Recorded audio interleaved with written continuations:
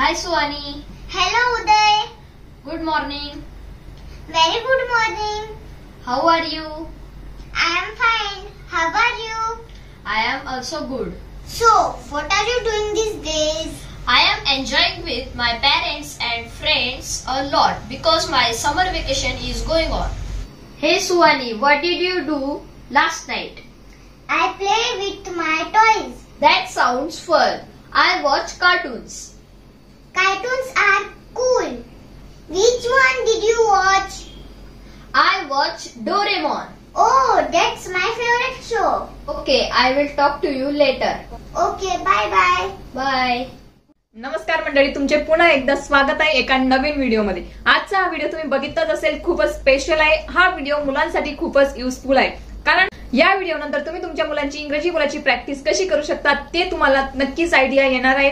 तुम्ही काय करू शकता, मुलांचे फ्रेंड्स असतील किंवा घरामध्येच भाऊ बहीण असतील तर त्यांना दोघांना जवळ बसून जी आपण आता रोज सेंटेन्सेस शिकत आहोत ती त्यांना एकमेकांसोबत प्रॅक्टिस करायला लावा. म्हणजे काय आहे, आपली फ्री मध्ये प्रॅक्टिस होईल. कुठं जायची गरज नाही, ऑनलाईन क्लास शोधायची गरज नाही ना, ऑफलाईन क्लास शोधायची गरज नाही. तसंही जर जास्त आपण जर इंग्लिश स्पीकिंगचे क्लास लावलेली असतात तरी जास्त करून तिथं ग्रामर वगैरेवर जास्त फोकस दिला जातो, बोलण्यावरती मात्र कमी दिला जातो. म्हणून तुम्ही घरच्या घरी भाऊ बहिणींना बसून किंवा दोन मित्रांना दोन मैत्रिणींना बसून अशा पद्धतीने प्रॅक्टिस त्यांच्याकडून करवून घेऊ शकता. आणि म्हणूनच त्यांना अजून मदत व्हावी म्हणून आज मी परत त्यांच्यासाठी 30 सेंटेन्सेस असे घेऊन आले जे ते अगदी सेकंदला हे सेंटेन्सेस यूज करत असतात.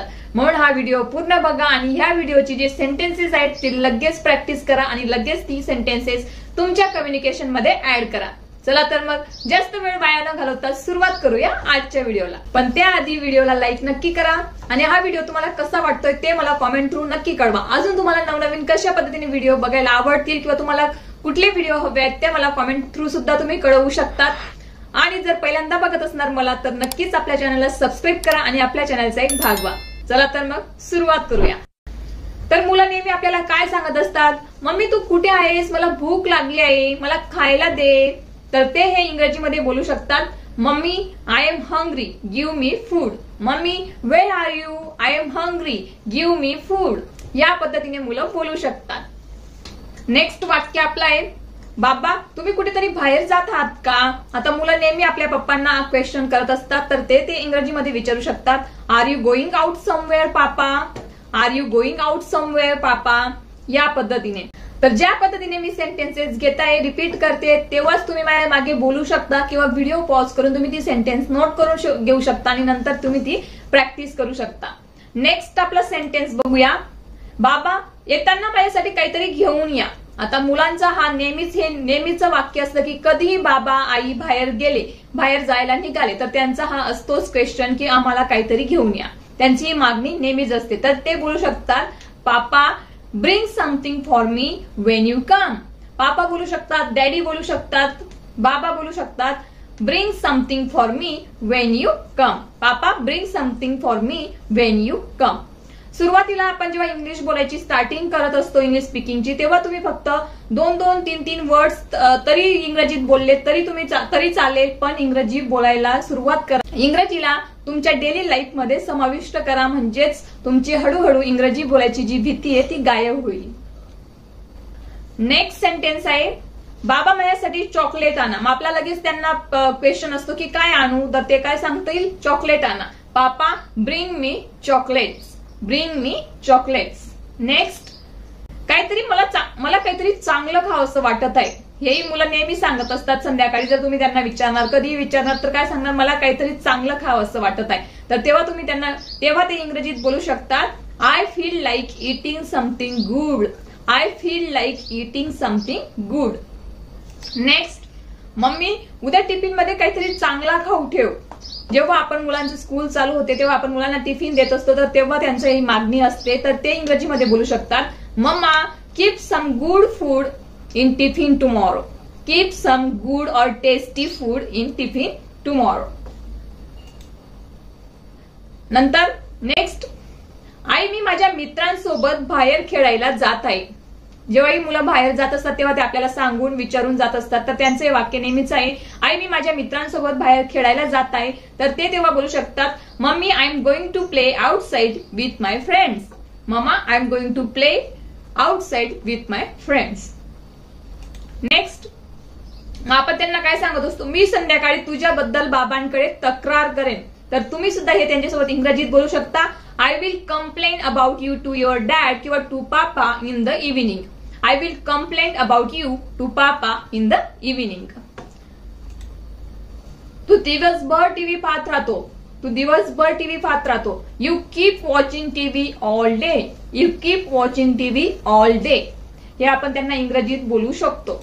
आपणही त्यांच्यासोबत इंग्रजीमध्ये वाक्य ऍड केली, बोलायला सुरुवात केली तर आपण त्यांना एक प्रकारे इंग्रजीचा ऍटमॉस्फिअर क्रिएट करून देत असतो, तेही घरच्या घरी. म्हणून नक्की तुम्ही तुमच्या मुलांसोबत इंग्रजी बोलायचा ट्राय करा.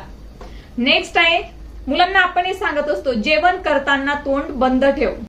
तर तुम्ही ते इंग्रजीमध्ये बोलू शकता, keep your mouth closed while eating. Keep your mouth closed while eating. Next, आपण जेव्हा बाहेर जात असतो मुलं काय सांगत असतात, मी पण येईल तुझ्या बरोबर. तर ते बोलू शकतात, I will also come with you. I will also come with you. मला अभ्यास करावासा वाटत नाहीये. तर ते इंग्रजीमध्ये बोलू शकतात, I don't feel like studying. मुलांना जर सर्दी खोकला झाला असेल तर त्यांना जर ते कुणाला सांगायचं असेल मला सर्दी आणि खोकला झालाय, तर ते इंग्रजीमध्ये बोलू शकतात, I have got a cold and cough. Cold म्हणजे सर्दी झाली आहे आणि खोकला झाला असेल तेव्हा ते बोलू शकतात cough. I have got a cold and cough. आता जे पुढचं वाक्य आहे ते तर सध्या पालकांच्या नेहमी तोंडावर असेल, परीक्षेत चांगले मार्क्स मिळाले तरच नवीन सायकल मिळेल. हो की नाही? बोलताना तुम्ही हे सेंटेन्स ते मला कॉमेंटमध्ये नक्की सांगा. तर हे तुम्ही इंग्रजीमध्ये बोलू शकता, you will get a new cycle only if you get good numbers in the exam.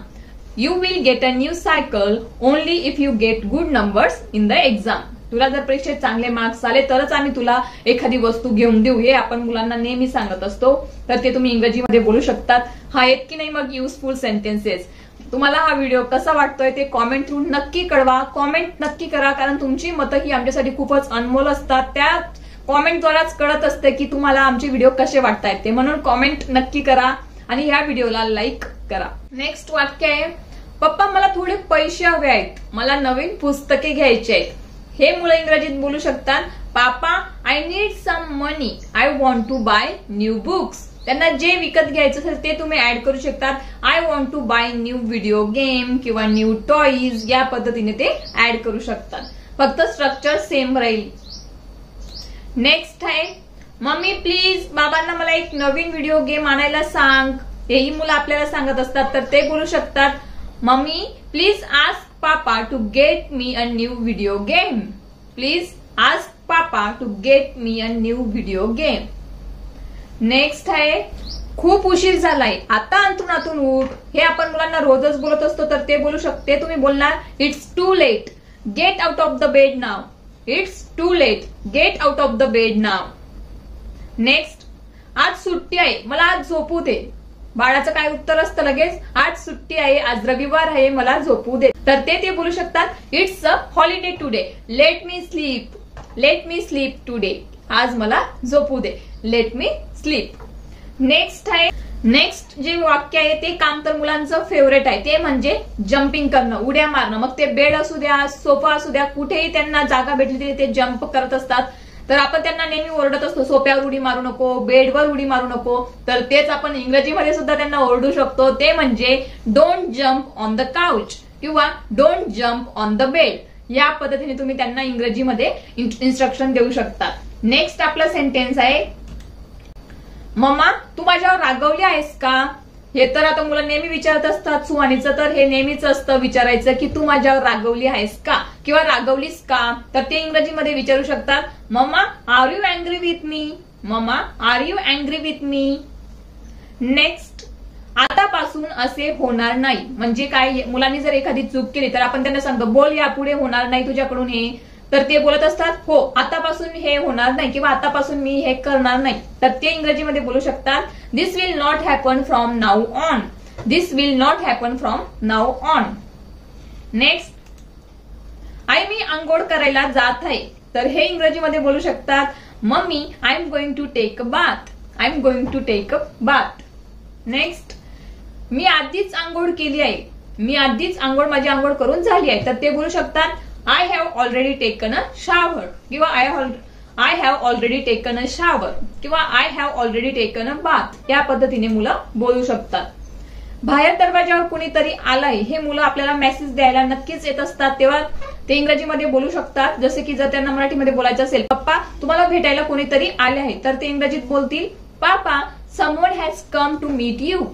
Papa someone has come to meet you. Next, बाबा आज बाहेर कुठेतरी जेवायला जाऊया. हो की नाही, हे तर आता तुम्ही नेहमीच ऐकत असणार तुमच्या घरामध्ये, तर ते तुम्ही इंग्रजीमध्ये बोलू शकतात papa let's go out to eat somewhere today.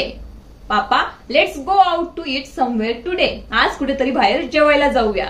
कशी वाटताय सेंटेन्सेस? आहेत की नाही युजफुल? रोजच आपण आपल्या घरांमध्ये ही सेंटेन्सेस ऐकत असतो, मग तीच जर आपल्याला इंग्रजीत ऐकायला भेटली तर किती छान वाटेल नाही का? आपली घरच्या घरी इंग्रजी बोलायची प्रॅक्टिस होईल. तर तुम्ही आजपासून हे करणार आहात ना? मला कॉमेंटमध्ये नक्की कळवा. नेक्स्ट जे सेंटेन्स आहे ते तर हल्ली तुम्ही खूपच ऐकले असणार आणि त्यांच्या या प्रश्नाला उत्तर देऊन पण तुम्ही कंटाळले असणार. तर मुलांना सुट्ट्या लागल्या म्हणजे त्यांचा हा क्वेश्चन असतो, पप्पा यावेळी आपण सुट्टीत कुठे जाणार फिरायला? तर ते हेच वाक्य ते इंग्रजीत बोलतील, papa where will you go on vacation this time. Papa where will we go on vacation this time. Next time तुम्ही प्रत्येक वेळी असे म्हणता आपण कोणत्याही सुट्टीसाठी बाहेर जात नाही किंवा कोणत्याही सुट्टींमध्ये आपण फिरायला जात नाही, तुम्ही फक्त बोलतात. तर हे मुलं इंग्रजीमध्ये बोलतील, you say this every time we don't go out for any vacation. हे मुलं इंग्रजीमध्ये या पद्धतीने बोलू शकतात. तुम्हाला स्क्रीनवरती सेंटेन्सेस दिसत आहेत ते तुम्ही नोट करा किंवा लगेच माझ्यासोबत प्रॅक्टिस करा. नेक्स्ट, तुम्ही त्या व्यक्तीला ओळखता का? Do you know that person? Do you know that person. Next आपलं वाक्य, मी येईपर्यंत कुठेही जाऊ नकोस. मी येईपर्यंत कुठेही जाऊ नकोस. Don't go anywhere until I come. Don't go anywhere until I come. तर मित्रांनो, अशा पद्धतीने आजच्या व्हिडिओमध्ये आपण खूपच युजफुल डेली लाईफ मध्ये युज होणारी सेंटेन्सेस आपण आज शिकलो. तर आय होप तुम्ही हे सेंटेन्सेस युज करणार तुमच्या मुलांसोबत, तुमच्या फ्रेंड्स सोबत, फॅमिली सोबत. हे सेंटेन्सेस नक्की युज करून बघा. जर याच पद्धतीने आपण इंग्रजी बोलायची प्रॅक्टिस करत गेलो तर मला नाही वाटत आपल्याला इंग्रजीची भीती आपल्या मनात उरेल आणि आपल्याला कुठेतरी बाहेर एक्स्ट्रा क्लास लावावे लागतील. तर आय होप तुम्ही माझ्याशी सहमत असणार. तर हा व्हिडिओ कसा वाटतोय ते मला कॉमेंट थ्रू नक्की कळवा. या व्हिडिओला लाईक करा आणि चॅनलवरती नवीन असाल तर चॅनलला सबस्क्राईब करा. थँक्यू.